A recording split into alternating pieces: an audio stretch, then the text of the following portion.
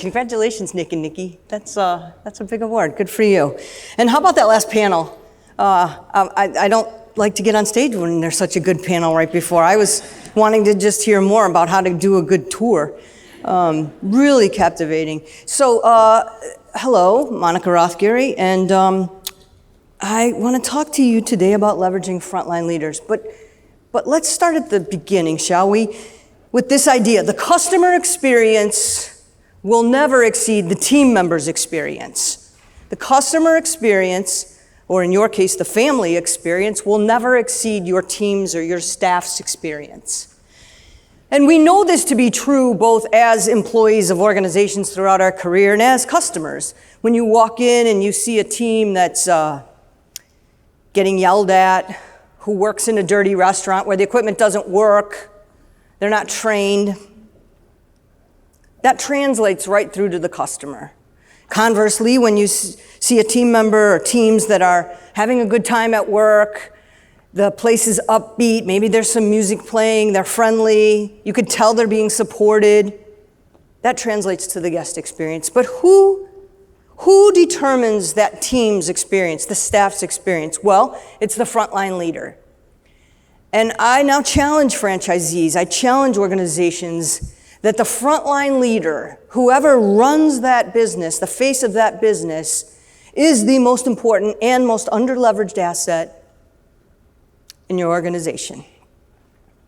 Now, how did I get so passionate about frontline leadership? Well, as you heard from my story, I started my corporate career as a restaurant general manager for Taco Bell. That was after I was leaving the military. Arguably, I had the best leadership training in the world. I was trained by the United States Army to lead soldiers. So I went into my Taco Bell training pretty confident. How hard could it be?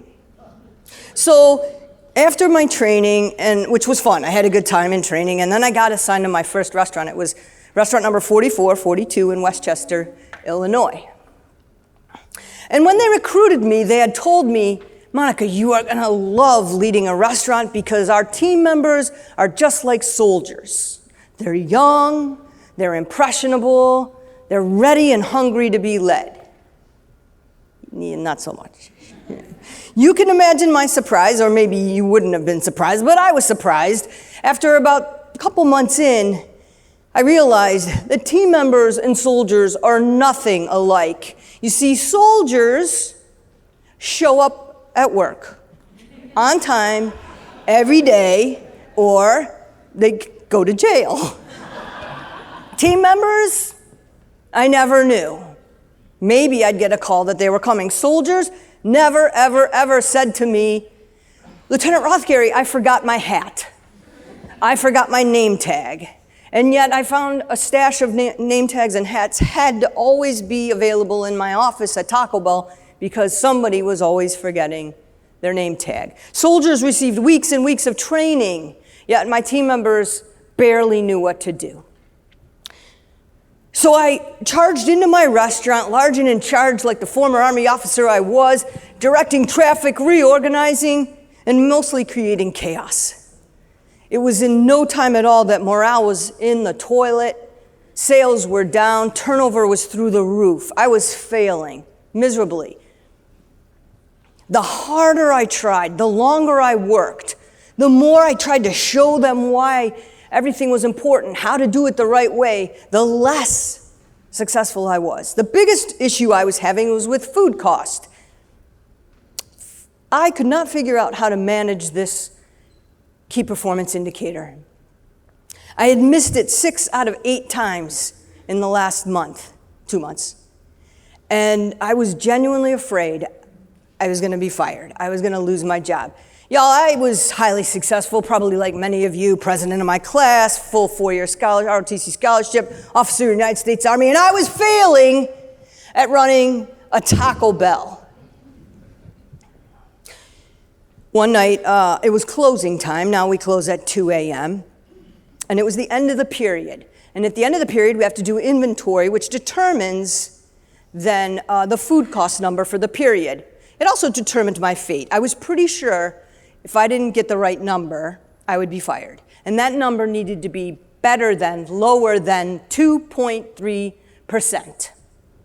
So I closed that night and I was doing the inventory counts. This requires you to go into the walk-in cooler, the reach-in cooler, the back storage area, and count all the ingredients, all of the bags of cheese, lettuce, meat, and then enter them into the computer. And then the computer does its magical work and will tell me whether I am a failure or a success, whether I live to fight another week at Taco Bell. I entered the numbers, the computer's spewing out its numbers, and then the printing starts. Now, this was a few years ago. Remember dot matrix? It took an hour for the paperwork to print. So I went out to the dining room. It's around 3 a.m. now, and there are these two large refrigerator-sized boxes waiting for me. I'd been putting this task off because I just don't like to do it. Inside was all of the point of purchase material for the upcoming promotion, which featured Rocky and Bullwinkle. Pretty much everyone in this room, I think, knows who that is.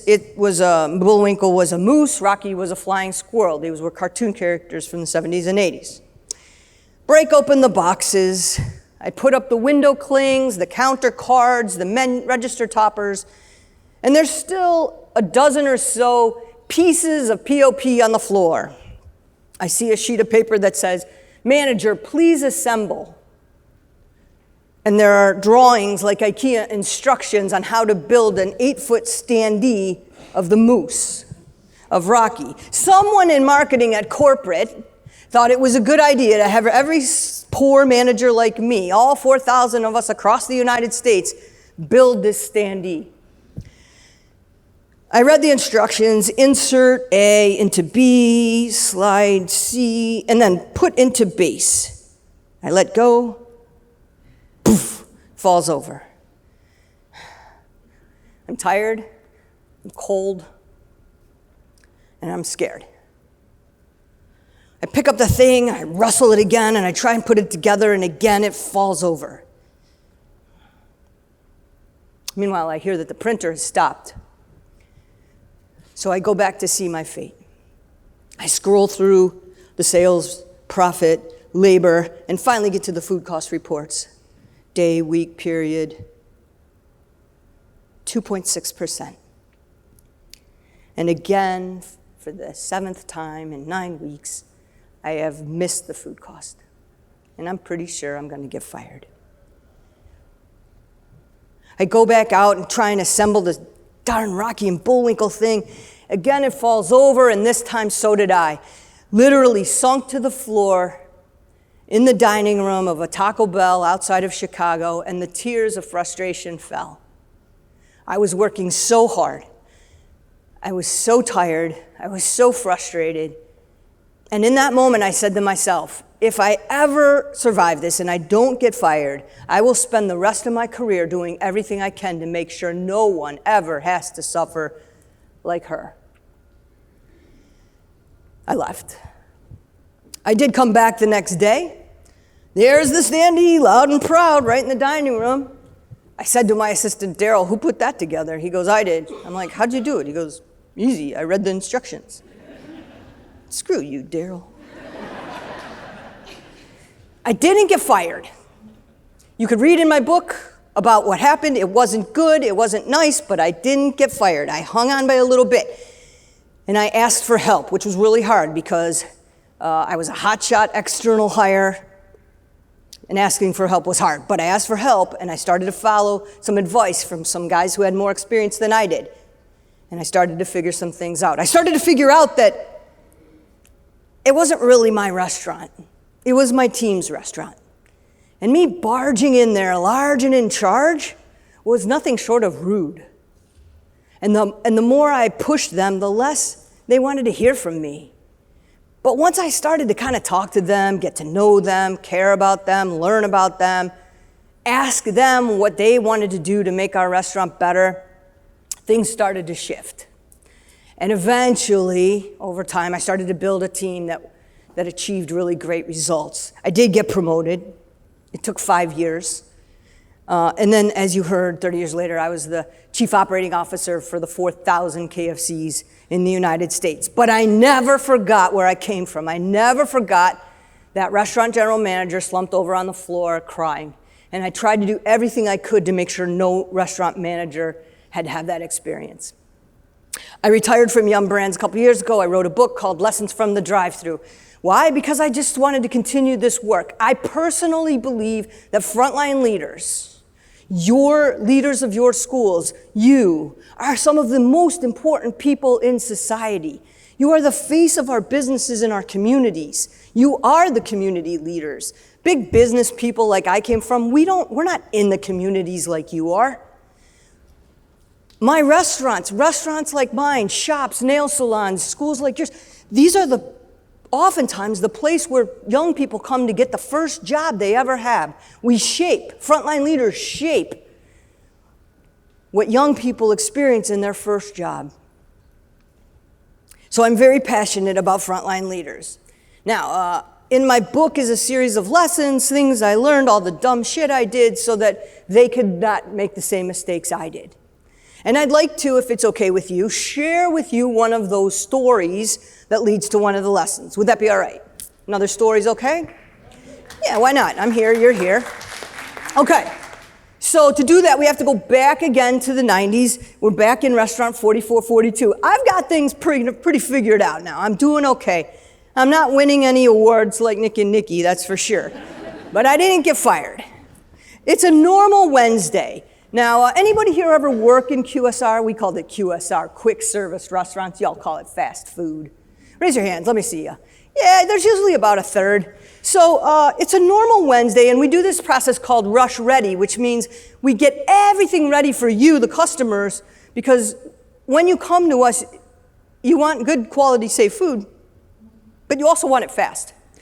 And so we make sure there's nothing that's going to slow us down. The first thing I do is check the hotline. Beef, beans, chicken, steak, nacho cheese, sauces, all ready to go. Here's the cold line, lettuce, cheese, tomato, sour cream, guacamole with backups underneath. So we don't have to run back and get anything. Over here, my front counter, I make sure there's change in the change drawer, printer tape in the printer. I gave this talk like a couple months ago, and this restaurant manager comes up to me. He's like, Monica, you forgot to make sure there's toilet paper in the restrooms. Good point. I checked the restrooms to make sure there was toilet paper in the restrooms. The last thing I do to get ready for the lunch rush is a thing called the deployment board. This tells each team member which position they're going to work in. It's literally a whiteboard that hangs. Now, on front counter, I put Rocio. She's very, very good with customers. She's awesome. In fact, she's so good, I don't even have to go out there the entire lunch rush. She's going to take care of all the customers. So I put Rocio on front counter. Cheryl and Wanda, awesome at making tacos and burritos. Nobody's faster. That's easy. Wanda and Cheryl go on the line. My guy Dennis, he can't read the screen very well, the screen that the orders are on, so I can't put him on the line, and he gets very nervous in front of customers. So I put Dennis in the back on backups and dishes. Now, those of you who have worked in a fast food restaurant, and maybe those of you who have been customers, you can imagine that the most important position in a fast food restaurant, the epicenter, the hub, the place where all the actions happens is the drive-thru. And the person who works the drive-thru has to be adept at service and hospitality. They have to be great at speed and communications, and ultimately multitasking. And in my restaurant, there's no one better at the drive-thru than me. So I put Monica on the drive-thru. I grab a headset. It looks like this. This is how we talk to you when you pull up to the menu board. There's a bing in my ear. It tells me your car's sitting out there, you're ready to order. Now, I like to work the drive-thru because I have one job, and that's to get you in and out of here as fast as I can. So as I take your order, your car's pulling around, it's going to come to the window right here. And your car, you don't know this, but it's sitting on a pad. And under the pad is a sensor, and the sensor's connected to a timer, and the timer shows me how many seconds you've been sitting in my drive-thru. And my job is to get you out of there in like 35, 40 seconds. I give one more shout out to my team. Hey guys, let's make it a great lunch. Bing!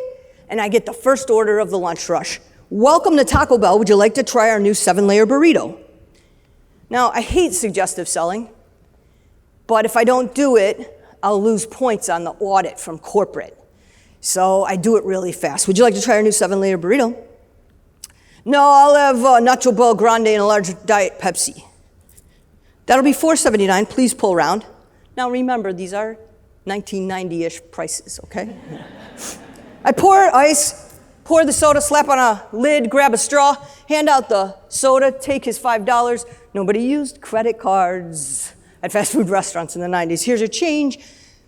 At that moment, there's the Nacho Bell Grande. I had it out. Have a nice day, sir. And off he goes. 38 seconds. We are off to the races. And as the cars start to come through, I've got 5 cars in process. I'm talking to people. I'm handing out food. Everything's going smoothly until Wanda says, hey, Monica, I'm getting low on beans. I'm like, well, hey, just use your backups. And she said, well, I'm already did. I'm on my last pan. And I said, okay, well, Dennis is in the back. Have him make 3 more pans. I go back to the drive-thru. I'm handing out a 6-pack of tacos. I turn around, and here's Dennis. I'm like, hey, Dennis, what are you doing? Oh, hi, Monica. What are you doing, Dennis? He's like, we're out of beans. I said, I know. Wanda told me, so that's why I told her to tell you to go and make 3 more pans. Now, you remember how, right? Yeah, go. I have to get back to the drive-thru. Welcome to Taco Bell. Would you like to try our new 7-layer burrito? No, I'll have 2 10-packs. Okay, that'll be $8.42. Please roll around. A couple minutes later, I'm handing out his 2 10-packs of tacos, and I feel a tapping on my shoulder. Here you go, sir. Have a nice day. And I look over. Dennis, what? And I look at my employee, and his eyes are this wide. And he's dripping in sweat. And he says, Monica, we're out of beans. Bing! Welcome to Taco Bell. Please hold. So I run back to the dry storage area, and there on the bottom shelf is the nacho cheese, and there on the next shelf are the taco shells, and there on the next shelf, where there should be boxes and boxes of refried beans, there's nothing. Nothing but air. We're not just out of refried beans for lunch. There's not one refried bean in the entire restaurant.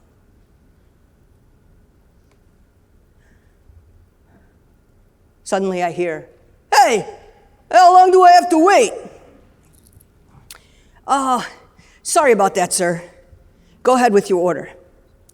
True Chicago style, he says. Yeah, I'll have 2 bean burritos. No, you won't. I'm really sorry, sir, but we're temporarily out of beans. Can I offer you? And he goes, how the F are there no beans at Taco Bell?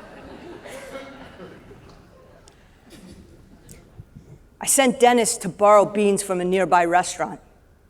And for the next 2 hours, had to watch my team suffer as they had to explain to disappointed customer after customer why Taco Bell 4442 in Westchester, Illinois, did not have refried beans.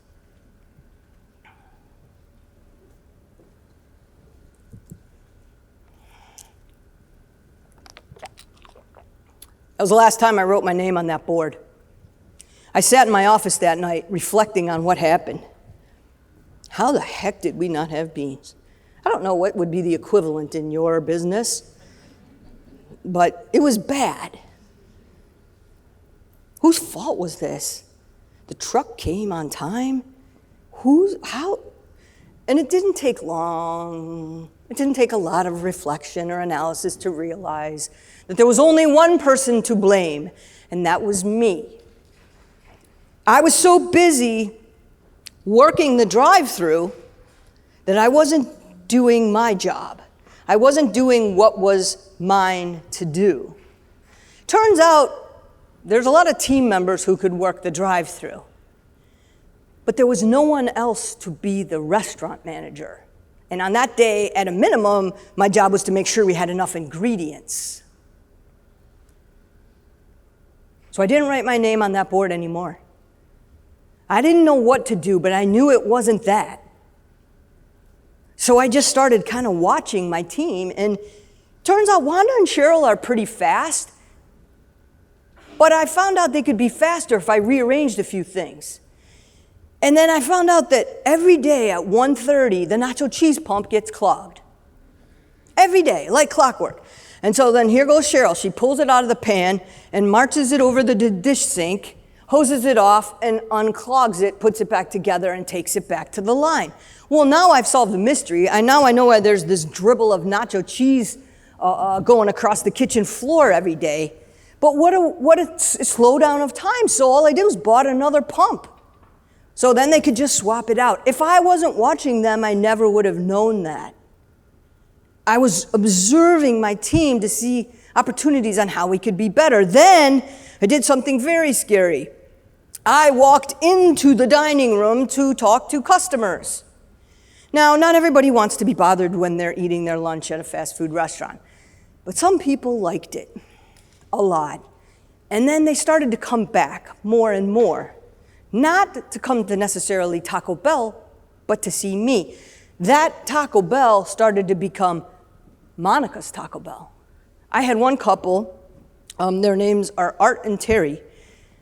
They would come every Sunday after church, about 1 o'clock. They would order 2 chicken burritos steamed in the pizza melter, and I would sit down with them for 15, 20 minutes and just listen to them tell stories about their family.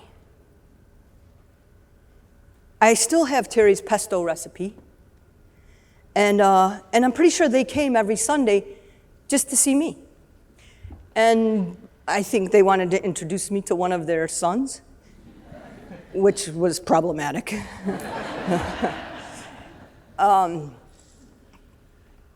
I started to learn what was mine to do. I started to do my role. I realized that when I was doing the team member's job, it was an opportunity cost I was missing. While I was doing all those things, I wasn't doing other things to grow my business, to connect with the community. So what does that all have to do with owning a franchise, whether it's a nail salon or a school like you guys do? Well, my question to you is this. Are your heads of school, are those who lead your schools, doing what is theirs to do? Or are they getting stuck in the weeds? Are they doing the role of perhaps other members of the team? If you answer yes to this, then you have an opportunity because you have trapped potential. In the restaurant business, often what we see is that the shift manager doesn't really run shifts. So the restaurant manager is a shift manager. And then the district manager is running around running a bunch of restaurants. Only you can do this analysis for your business.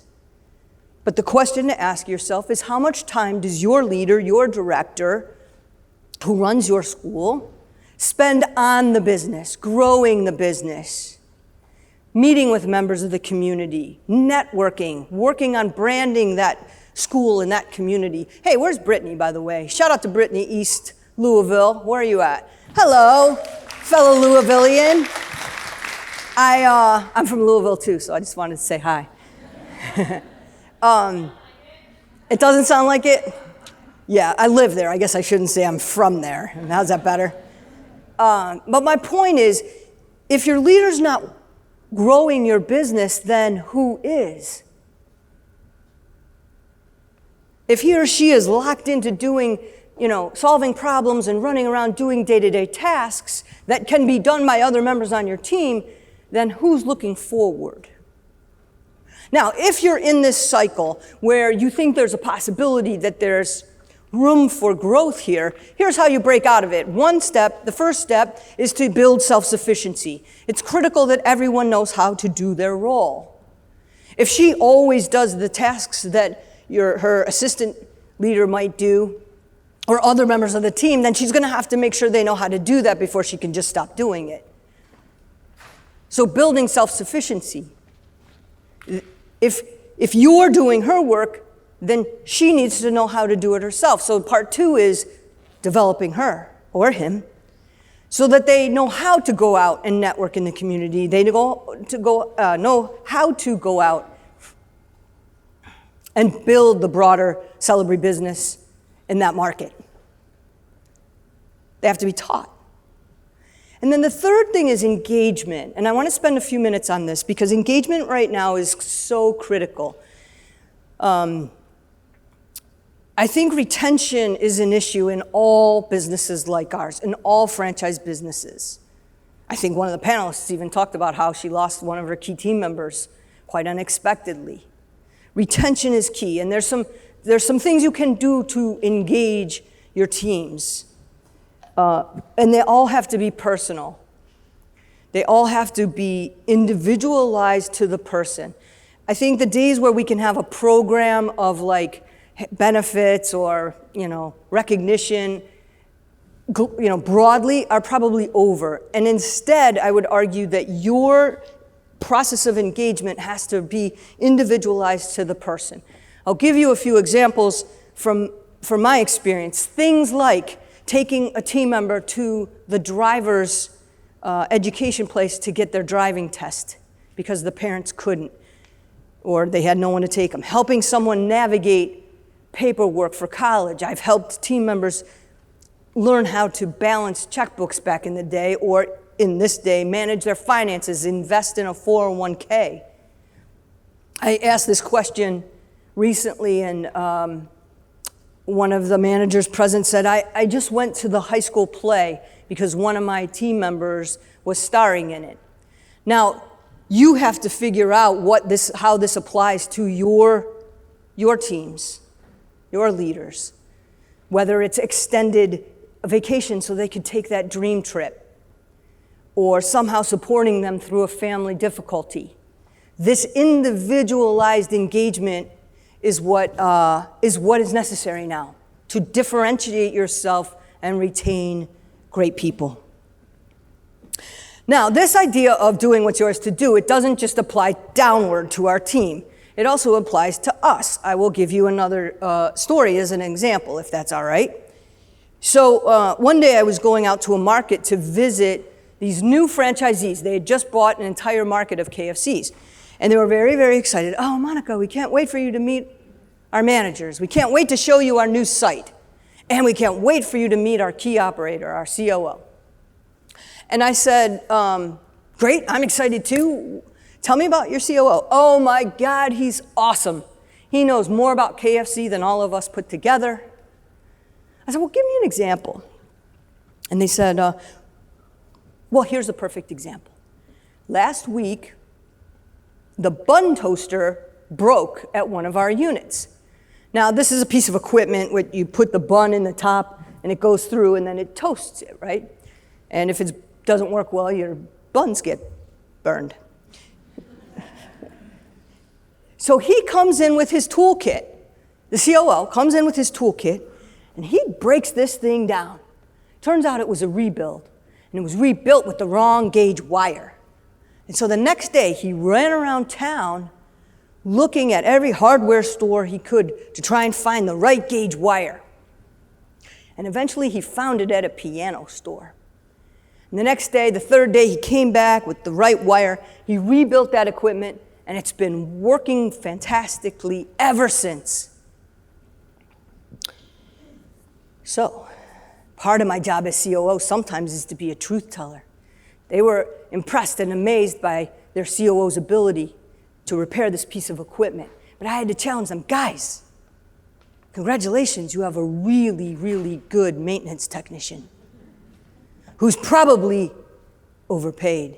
Because while he spent 3 days fixing a piece of equipment, who was working on improving your operations? Who was working on deploying technology? Who was working on how to beat Chick-fil-A, because they always kicked our ass? While he was fixing equipment, who was figuring out how to improve operations? He wasn't doing what was his to do. And that ownership group wasn't leveraging their talent in the full way. So my question to you as leaders is, where are there opportunities for you to do what is yours to do, or not do the jobs of the person underneath you? Here's a few questions that you could ask yourself. One is, are you proactive or reactive? So on Monday, when you sit down to work, do you sit down and email, and then that kind of determines the course of your day? Because you're then reacting to all the things that you've gotten via email since the last time you checked it. If you make a list of things that you intend to do for the week, for the day, but by Wednesday, you haven't gotten to any of those because you're fighting fires or solving emergencies, you're probably being reactive. That could be an indication that you're not able to do what is yours to do. Because what is yours to do is probably what you put on the list. Things that are growth-oriented, to grow your business. But then you find yourself in the day-to-day scrambling to just make sure problems are solved. Again, the way out of this trap is to build the self-sufficiency of the person underneath you so that they don't have to call you every time there's a problem, so that they are empowered to solve their own problems. I was sitting with a franchisee at IFA, in fact, and he's like, oh my gosh, he's looking at his phone, and I said, what's wrong? He goes, a car just went through the store next to one of my salons, right through the glass into the store next door. I'm like, wow, do you have to go? I mean, do you need to go make a call? He said, no, my team's got it. I was pretty impressed. I got to admit, if I was the owner of that, I might want to make at least a phone call to see if my nail salon was up and running and if everyone was okay. But the idea is, if you have your team empowered, confident and capable, they shouldn't need to do anything but inform you. He was able to go right back to the meeting he was at with me, doing what was his to do. A second question you might ask yourself, if you're doing what's yours to do, is focused around the past and the future. The higher you go in an organization, the less time should be spent on the past, and the more time should be spent on the future. So what happened last week should be the business of the lowest level leaders in the organization. And then how do we prevent bad things that happen? How to repeat good things to make sure we're getting better and better. But as you go up the chain, the higher you get in the organization, the more times you should spend on the future. By the time, and I'll tell you a personal story that illustrates this, I think. So I was the COO of KFC, 4,000 restaurants. Only 50 of those are owned by the corporation. The other 3,950 are owned by franchisees. 3 weeks into the job, my assistant brings to me a stack of papers like this. I said, what's that? She said, that's the weekly reports from the company restaurants. I said, what am I supposed to do with those? She's like, I don't know. I just see the guys like do a bunch of highlighting and then they spend all day on the phone. I'm like, If I have to spend 1 minute on those 50 restaurants, when I have area coaches, market coaches, and a VP of operations, I don't need them, or I'm not doing what's mine to do. Instead, I should be focused on the other 3,950 restaurants. I should be, as COO, looking out 1 year, 2 years, 3 years, 5 years. How do we deploy technology? How do we get ahead of the competition? What's coming around the corner? How do we use robotics? Whatever it is to get ahead. Oh, the one thing I wish I would have done more of is comparison. I think one of the panelists talked about it, shopping the competition or visiting other celebrity schools. If you're opening up a new school, maybe spending time visiting someone who just opened up a school to see what mistakes they made so you don't have to make them again. If you don't have time to do those kinds of things, to learn how to be the best at running your school, it's probably because you're getting sucked into doing what is not yours to do. So those are the two questions the way out of that is the same way, building self-sufficiency and developing yourself. Now, this idea of doing what's yours to do, I promise it's going to stay with you. You are going to remember it. People come up to me, and one guy came up to me, I saw him a few months after my talk, he said, I keep a can of refried beans on my desk. I'm like, that's a bit extreme. He's like, you should do it as a marketing and give away a can of refried beans at all your talks. I'm like, thanks for the tip. But this idea of doing what's yours to do, it doesn't just apply to work. It also applies to home. In raising children, I don't have any, but my sister does, and so I'm the best parent who doesn't have kids. I watch her as she raises my 3 nieces. The one in college calls home, Mom, I need a doctor's appointment. I'm going to be home for spring break. And my sister wisely says to her, no, you call the doctor and make your own appointment. You are not a child anymore. That is my sister saying, it is time for you to do what is yours to do, even though she really wants to help her out.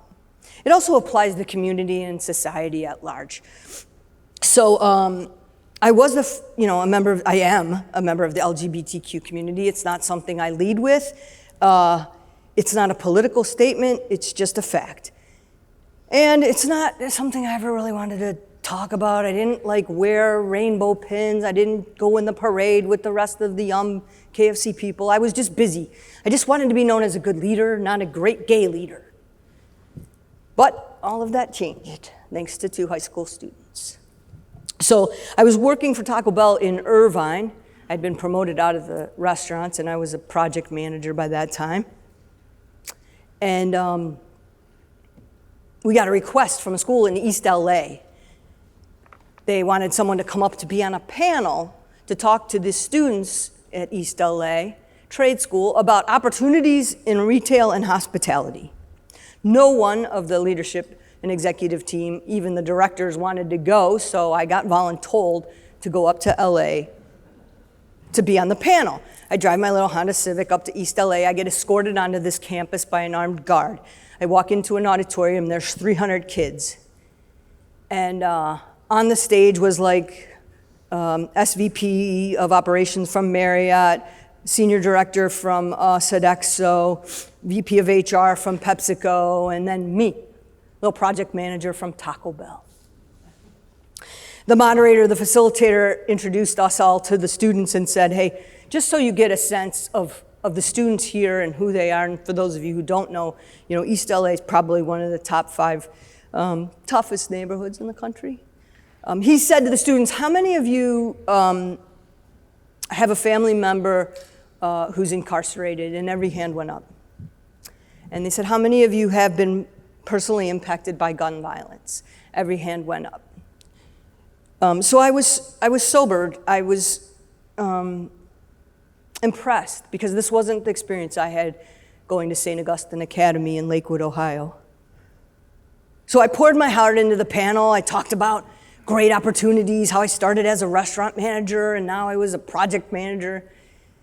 After the panel, I was packing up my things to go, and there were these 2 students making their way towards me. They were holding hands. I would identify them as young women. That wasn't the part that caught my eye, though. The part that caught my eye was the one on the right. Her head was completely shaved, except for a mohawk 6 inches high, pink, chartreuse pink on the top of her head. And she was covered in tattoos. And she was holding hands with another student who had more piercings than I ever had seen in my life. As they were making their way towards me, I could tell they were trying to work out who was going to do the talking. When they got close enough, the one with the pink spiky mohawk looked around, and then she leaned in and she said, hey, we just wanted to say thanks for coming to our school. Because before you, we didn't know that people like us could get the big jobs.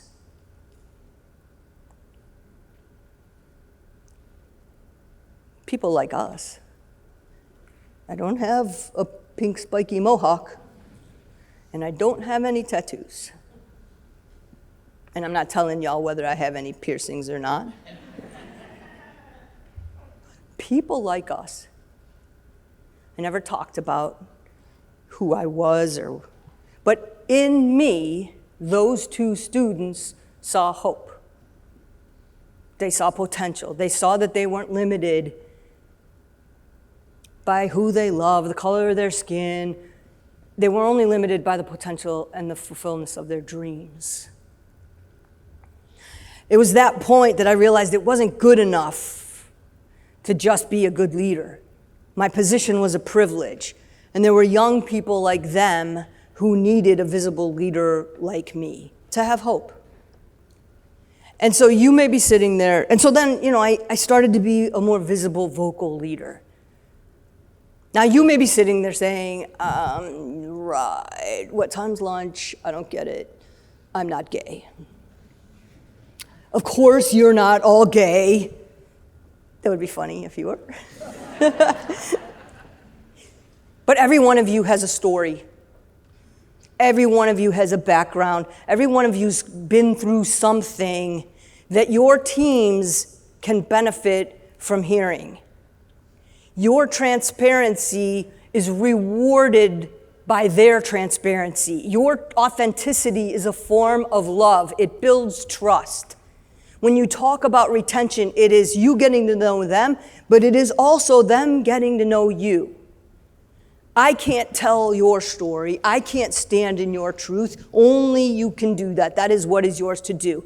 I've given this talk many times. People come up to me after. Monica, I was bullied as a kid, and I realized I need to make sure that I stand up for anti-harassment in my workplace. Monica, my son is an addict, and no one at work knows.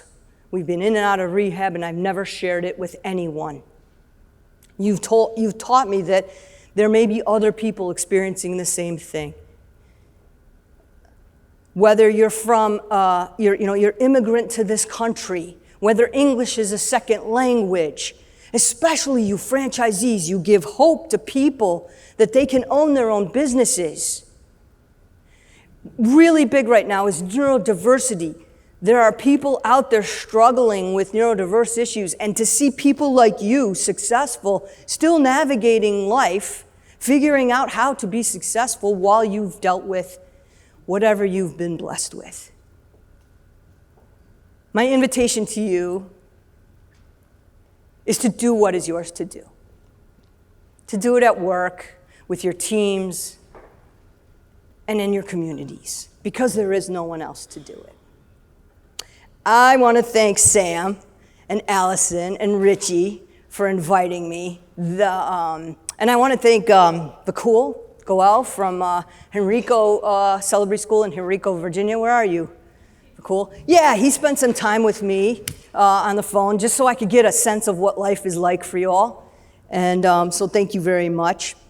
My greatest wish for you, I think what you do is amazing.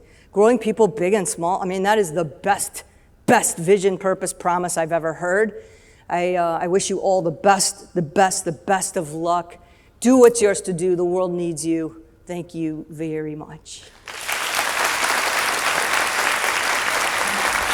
Oh.